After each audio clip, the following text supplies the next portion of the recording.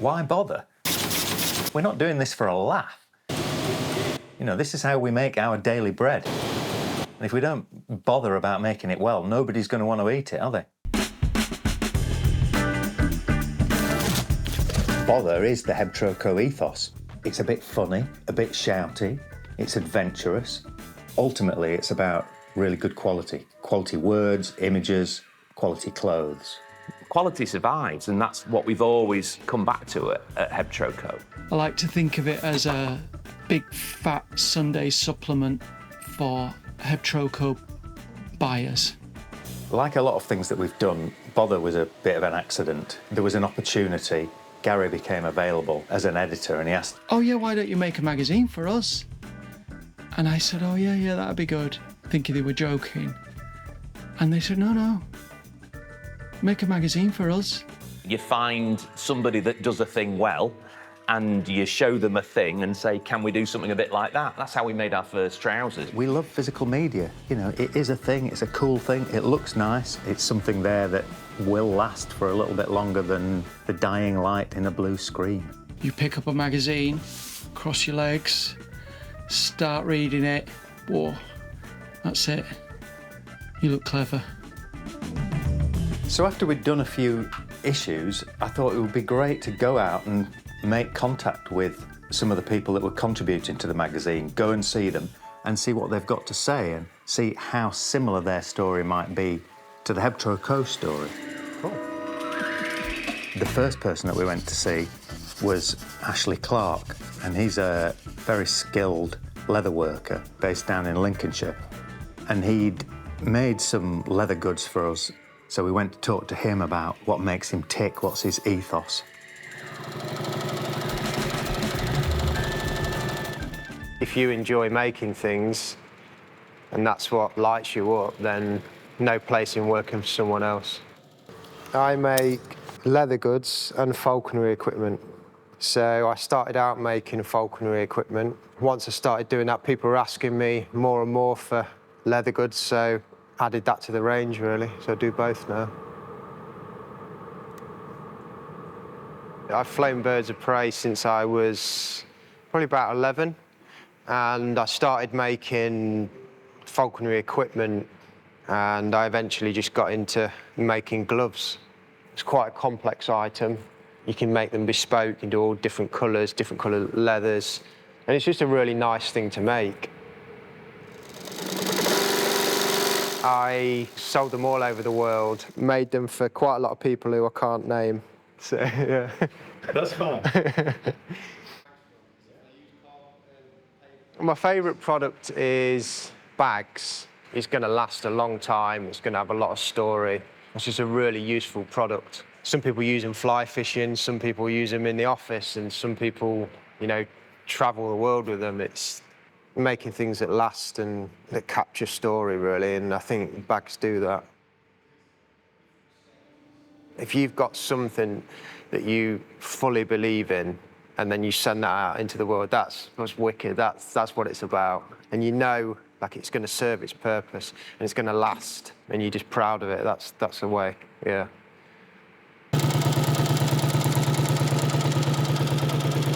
It's such a buzz seeing somebody like Ashley. He's really into what he does, he loves it, you know, and that comes across in the product. And he's one guy in a unit making something meticulously, and you can translate that into a, you know, a larger workshop or a factory scale, like at Yarmouth, who are making the Jack Snipe jacket for us. There's a lot of skill there, there's a lot of experience, and there's pride in the work. The Jack Snipe was just one of many things that he's brought that I thought was awful.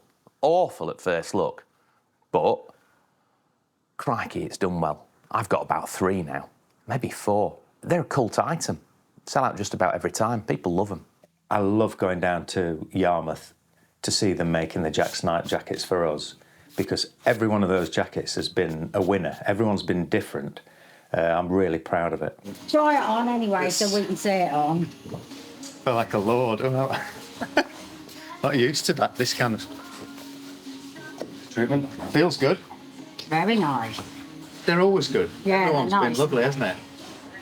Do a dog walk. Yeah. It's like a catwalk, but cheaper.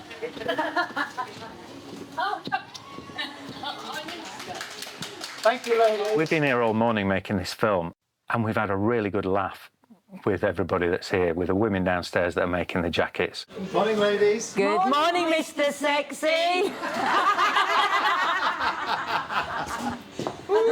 It's just really cool when you bother to talk to people that, you know, they're really interested. They've got pride in their work, and then they see that we take it away and we make videos and we sell it, and they can see that people love it.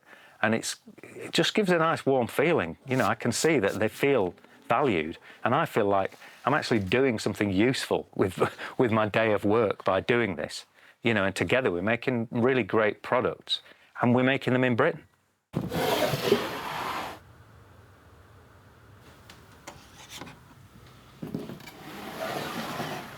I'd seen Community Cutlery on Instagram that used really clever design to display just these amazing high-quality products, kitchen knives and so on. So I was hooked. I went to the shop, I met Gaz, I really liked him, I bought some stuff, just bought his story. He's doing something which is he's maintaining some goods to give them a longer lifespan. So it's quality stuff that's made to last, and he's making it last even longer. That's a perfect match. Sharpening, it's essential for a knife. It seems an obvious thing to say, but so many people aren't doing it. If you take a bit of effort and sharpen your knife, it's going to glide through food easier, it's going to make cooking quicker, it's going to make it more enjoyable. So we tell people, be arsed, bring your knives in, we'll fettle them, and then you'll go home and you'll be glad you did. We started retailing about a year after we'd started the sharpening business. We don't stock things which were made to be used for 6 months then thrown away. We try to curate ranges which are good quality, so they were built to last, they're beautiful, and they'll do a good job.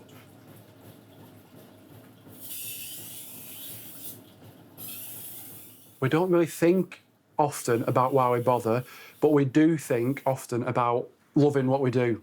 We love the freedom working for yourself allows you. We like the maintenance side. We want to help people keep their stuff going as long as they can. Now, that stuff comes down to knives, scissors, garden tools. They don't have to be expensive knives to sharpen. If you've got a knife, it's worth sharpening. We want to do our little bit to break in that cycle of you whiz it away, you get a new one, you whiz it away, you get a new one. My advice to someone looking to do something they're bothered about would be do it well, and do it for the sake of doing it. Don't expect it to make you a fortune, because whether you realise it or not, that isn't a truly sustainable reward. What you do with your life, hour to hour, is the reward. So do something you like doing and do it well, get stuck in.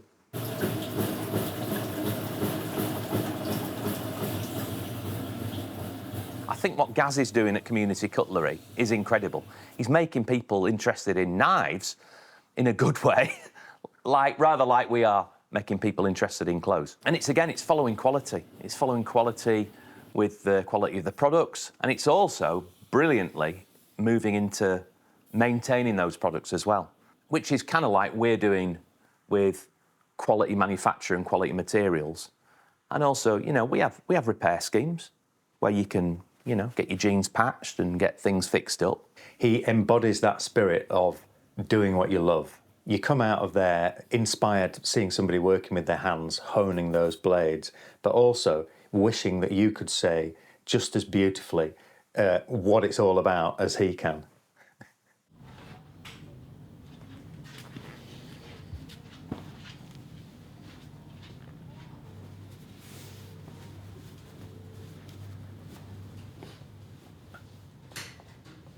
So the action blanket, he'll probably say it was his idea, and actually the first one kind of was, but it was just a blanket with a hole in it that he needed mending. It was a lockdown product, and it transformed the business. I don't think we'd be here today without the action blanket. We're going to visit Rebecca, who's making our action blankets. So it's a blanket with a hole in it. You can put your head through it, wear it like a poncho. But we didn't call it a poncho. We called it an action blanket because we thought it would wind people up on Facebook who would tell us it was a poncho. And it did. We're going to bring the action blanket back. It's going to be really high end and as a demonstration of the craft of weaving.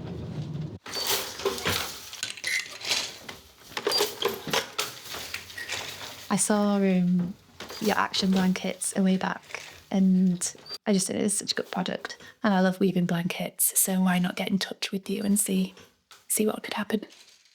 And we came up with this design, which I think is quite striking. We wanted to focus on heritage as well as like bringing in your design aesthetic. These ones are all hand woven, which I think you had them mill woven in the past. It's all handcrafted here in my studio. It is a very sort of manual process. I've worked out I can weave maybe 3 to 4 metres a day, and I'm aiming to weave 68 metres of fabric to make the action blankets. So I haven't done the exact maths on that, but it's a fair bit of time. The yarn for this project is British wool. It's spun in Huddersfield, so pretty close. It's such an incredible fibre, which we should all be using more, really, because it's biodegradable, sustainable, it's temperature regulating, it's moisture wicking, I think it's even got antibacterial properties. Like it literally is like a super fibre. Using British wool especially is great for this project. Yeah, sometimes I walk into my studio and I do think, oh, this is a hobby that's just got out of hand. It's gotten too far now. But I'm in it, so I really like making things, and I like the flexibility, and I really enjoy working with many different brands and companies. I think it is exciting, and it's just different every day.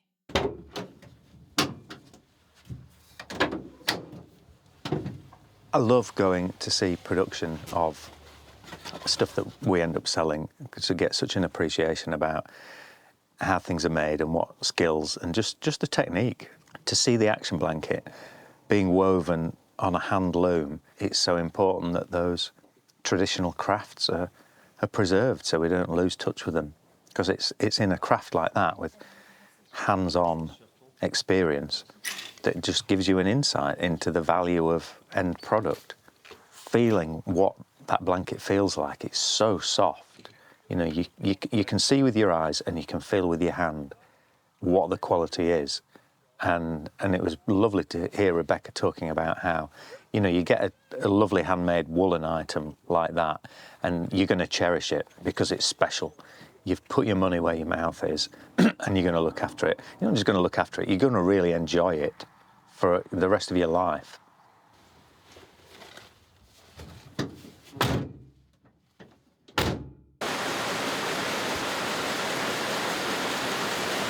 So we go from Rebecca hand weaving a blanket, and then we're going to go to the more industrial level, where we go to Malaluz, who are weaving the cloth for our overshirt. We're in a tiny village called Delft. It's not far from Oldham, but it's actually in Yorkshire. In this small village is an incredible woolen mill. So it's a vertical woolen mill. That means bales of raw, unprocessed wool come in at one end, and out of the other end comes the spun, woven, dyed and finished beautiful cloth. So, like the cloth that's made this shirt came out of this mill. We wanted to do something just with wool, but it seemed like it was prohibitively expensive. It was like where we were going to get the wool from, how far we were going to have to look. We didn't know where to get the cloth. So we went to a textile fair in Paris looking for somewhere, and we ended up finding people from the Malaluz mill, which is actually half an hour from our own unit in the county that we live in. We didn't even think that this stuff existed on our doorstep. And what we ended up with is a woolen cloth that's 100% wool. It's really hard wearing. You don't have to wash it all the time.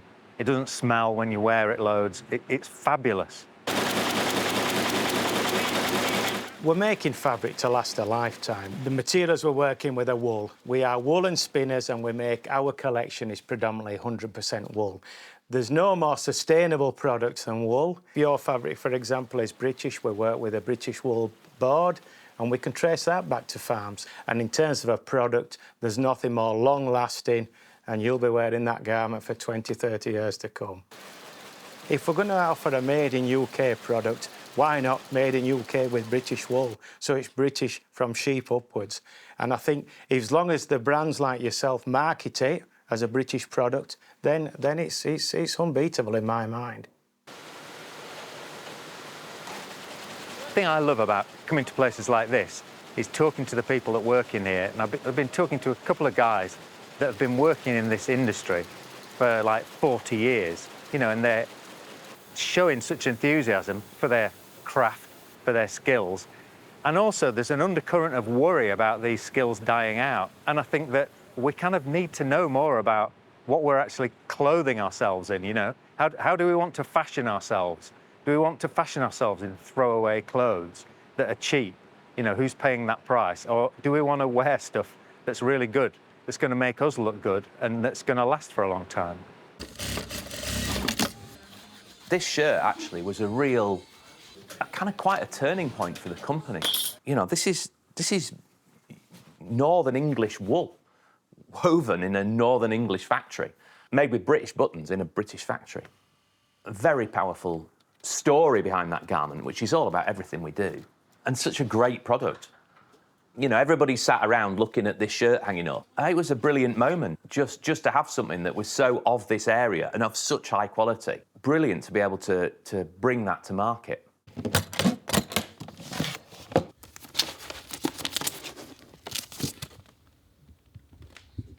We put on an audio listening event in Coin in Hebden Bridge. I met Neil and I noticed, well, you're wearing Hebtroco boots. And he was like, yeah, I love them. They're my like go-to pair of boots. I like what you're doing, really interested in the way that you market your company. And I was like, oh, what do you do? And he said, oh, I've run a recording studio and a record label. And here, I've brought you some records. And he gave me this pile of records, which was fantastic. Neil gave us the soundtrack for this film. When you go to the studio and see what it's all about, you see this amazing analog gear and you just can feel where the original music was recorded. All the music that I've always been into has kind of been done in this way. So getting to this point now has just been a 20-year pursuit.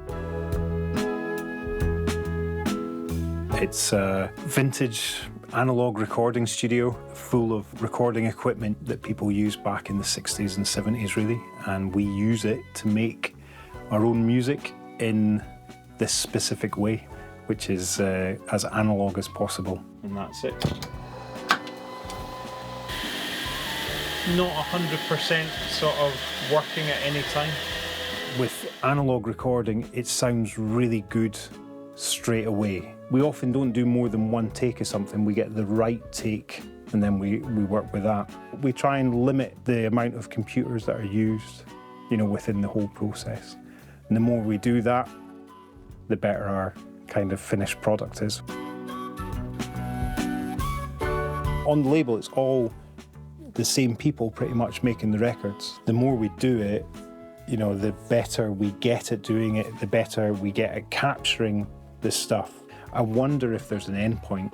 I don't know if there is an end point, because I'm getting closer to the sound that I hear on the records, you know, that inspired me to make records. Keep trying to make better records for people to enjoy.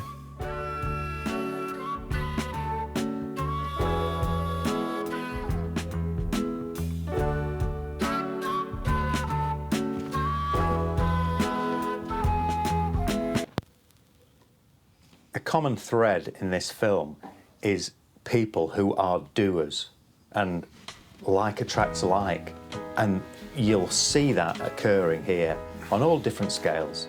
So you've got someone like Neil as complete audio obsessive at ATA, and then you go to Bunty and George, who are doing a side hack after the day job, where they're digging really deep into beautiful illustration and writing about folklore and traditions of the country. Bunty and George are storytellers, just like us. That's the connection. They, you know, go through historic folklore and bring that to a modern audience and modern interpretation through art and words. We work really hard. We work our day jobs. We come home and we tend to get to work on the zine stuff or our illustration or George's writing. We do it, I'd say, most nights. We live and breathe it. It's our passion, so it doesn't really feel like a job. Me and my partner, we run Whack magazine. It's just all about folklore, mythology and witchcraft, old stones, all the things that sort of interest us. We also do events. We do our Law of the Land walks with a friend of ours, Johnny Campbell. We get together, you know, a few times a year and take people out onto the moors and tell stories from the area in which we're exploring. We met Ed on a walk, on one of our Law of the Land folklore walks. We were kind of kindred spirits and we all got on really well. They just mentioned that they were starting up a magazine and that they wanted it to be all the sort of things that they were interested in and that the people they knew were interested in, and one of those things was folklore. And when the magazine was launched, they wanted us to be involved and we were more than happy to do so. Usually for each issue of Bother, I'll write something and Bunty will illustrate. And it's usually something in the realm of folklore and all the sort of associated topics. Also responsible for the front cover of issue 4. I was very intimidated by that because it felt like quite a big responsibility. My brief was Civil Uprising, which was focused on the Peterloo Massacre. I based it on a famous painting that was done just after the uprising had happened in 1892. And so, yeah, I kind of reworked the painting and did my spin on it. It's a difficult subject matter to be tackling, but I really enjoyed it.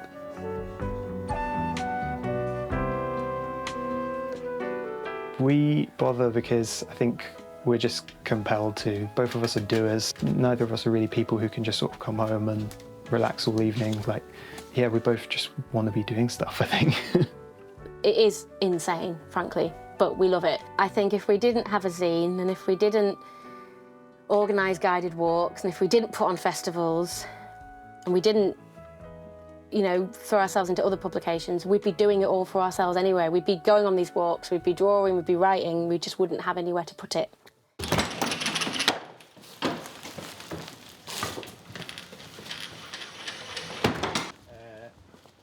Products. When we started Hebtroco, every day me and Brant used to walk down this steep cobbled street to go to the post office and drop our orders off, and then we'd walk back to work. We were kind of embedded in this kind of historic location in Hebden Bridge and in this story where we were picking up something of the history of the town. It was Trouser Town. And that's why I got into it, because it was a real adventure, and I'm still on the adventure. And you can see that Bunty and George are doing exactly the same thing. They love storytelling in pictures and words, and that's what they're doing. That's what we're doing. That's what all these people are doing. Every pair of trousers, every garment, every magazine that we've shipped has gone through the post office, and it's done manually by the staff there. That's supporting that community hub. It's such a crucial community hub. Hebden would be a far worse place without them.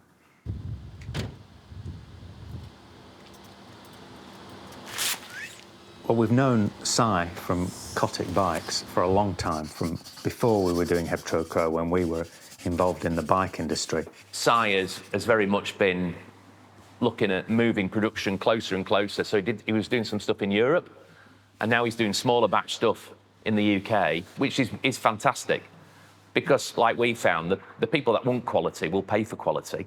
And it's been amazing to see how he's kept that brand going for all that time, really in the way that he wants to do it, and how now he's making an e-bike, but he's making it really on his own terms. Cotic over its history has done all sorts of things, but broadly we started out me designing the bikes and then having them made in Taiwan in small batches, and we did that for a long, long, long time. But I've always wanted to make things here. Back in 2018, we started up doing some of our model lines made in the UK, but they still had some elements of Far Eastern kind of sourcing in some of the parts of the frames. But through COVID, the supply chain got really, really hard, and we still wanted to do the e-bike. And as we moved towards doing a steel one, we're like, well, we've got the supply chain here. The frame is the very first 100% UK-made Cotic product. Working with UK manufacturers and EU manufacturers, the thing for us as a small business is that we can work in smaller batches. If we hadn't done the e-bike this way, we wouldn't have been able to do an e-bike. We wouldn't have been able to finance it. It's like the risk would have been too great. That's ultimately it. Working in the UK with our supply chain and developing our supply chain in certain sections means that this project is viable for a company our size. We're certainly making very small single digits numbers batches and almost making to order with these. I'm so stoked about it, and every time I ride it, it just puts the biggest smile on my face. So it's the hardest thing I've ever done and the thing I'm most proud of. So it's really exciting this week to be actually getting to the point where we're actually delivering the first bikes. So yeah, it's really cool. One of the absolute privileges of doing this is that for most people who buy, particularly our bikes, but any bike, if you're riding any bike, you're winning as far as I'm concerned. It's their escape, it's their adventure, it's their solitude, it's their going to the pub. It's this emotional anchor in their life. It means so much to them.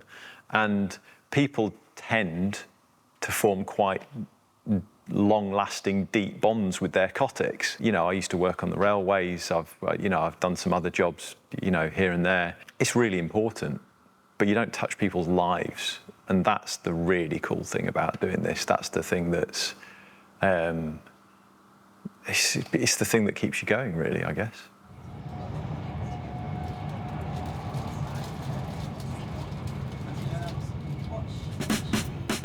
When you're doing a job that you love and you think it's useful, it's really great to see that there are other people doing that all over the place. What we really need is we need to take care of our own business, and we need to make that as good and as meaningful as possible. There are lots of people who are working in their own small, independent way, taking care of what they do, and I think probably together we are making the world a better place.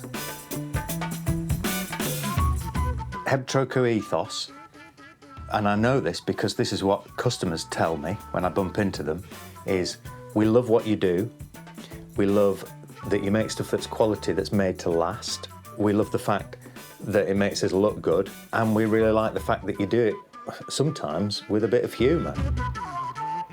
I mean, if you look around, there's no machinists here. There's a lot of people, oh, I thought you had a factory. No, we just use the best factories in Britain that we can. And it allows us to just make the best things that we can here. Everything's made here, and it's about making brilliant stuff that we're proud of, that customers are proud of owning, that's just the best quality from the best fabrics. But also, for our thousands of customers out there, they're putting on something that has a story. It's more than just a jacket or a shirt. It's a Hebtroco shirt. In a lot of ways, I think we're doing what Marks and Spencer's used to do, and what some people think Marks and Spencer's still do, but they don't. We're making brilliant stuff in Britain. There's nobody like us.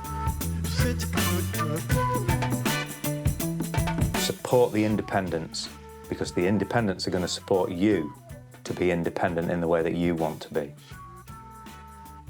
Or do one.